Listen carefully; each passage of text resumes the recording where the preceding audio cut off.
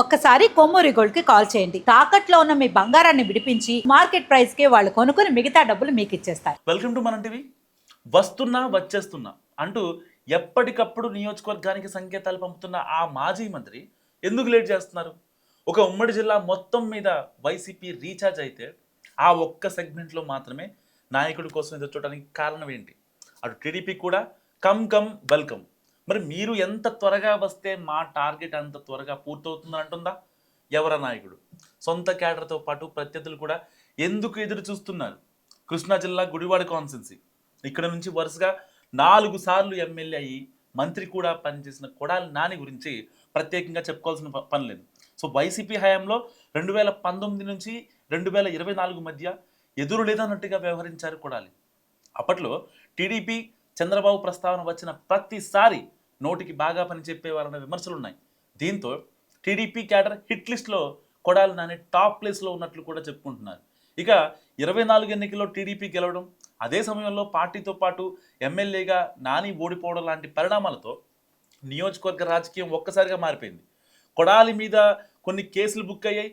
అదంతా ఒక ఎత్తు అయితే కూటమి అధికారంలోకి వచ్చాక చాన్నాళ్ళు కామ్గానే ఉన్న జిల్లాకు చెందిన వైసీపీ నేతలంతా ఇప్పుడు యాక్టివ్ అయ్యారు. ఒక్క గుడివాడలో తప్ప మిగతా అన్ని సెగ్మెంట్స్లో వైసీపీ క్యాడర్ రీఛార్జ్ మోడ్లోకి వచ్చేసింది. వైసీపీ అధికారంలో ఉన్నప్పుడు కృష్ణా జిల్లా నుంచి మంత్రులుగా పనిచేసిన కొడాలి నాని, పేరు నాని, వెల్లంపల్లి శ్రీనివాస్, జోగి రమేష్, వల్లభనేని వంశీ వంటి నేతలు టీడీపీపై పూర్తి స్థాయిలో విరుచుకుపడ్డారు. తమ మాటలు చేష్టలతో అప్పట్లో కొన్ని సందర్భాల్లో ఈ నేతలు హద్దులు దాటారన్నది టీడీపీ వర్గాల మాట. అందుకే తమ పార్టీ అధికారంలోకి వస్తే వీళ్ల సంగతి తేల్చాలన్న రేంజ్లో టార్గెట్ చేసినట్టు కూడా చెప్తారు. అయితే మాజీ మంత్రి సన్నిహితుల మాట మాత్రం చాలా వేరుగా ఉంది. చాలా రోజులుగా ఆయన అనారోగ్యంతో బాధపడుతున్నట్లు చెప్తున్నారు. కానీ కూటమి అధికారంలోకి వచ్చిన కొత్తల్లోనే నాని హార్ట్ సర్జరీ చేయించుకున్నారు. దాని కారణంగా పూర్తి రెస్ట్ తీసుకోవాల్సి వచ్చిందని, దీంతో కొన్ని కేసులకు సంబంధించి ఇంకా వాయిదాలకు కొందరు ఇళ్లలో కార్యక్రమాలకు మాత్రమే హాజరవుతున్నారన్న క్లారిటీ ఇస్తుంది ఆయన వర్గం.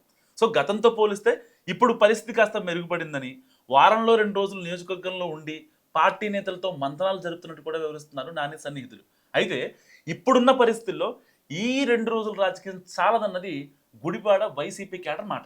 తానికి మీదట ఎన్నికల్లో పోటీ చేయబోనని గత ఎన్నికల సమయంలో ప్రకటించారు కొడాలి.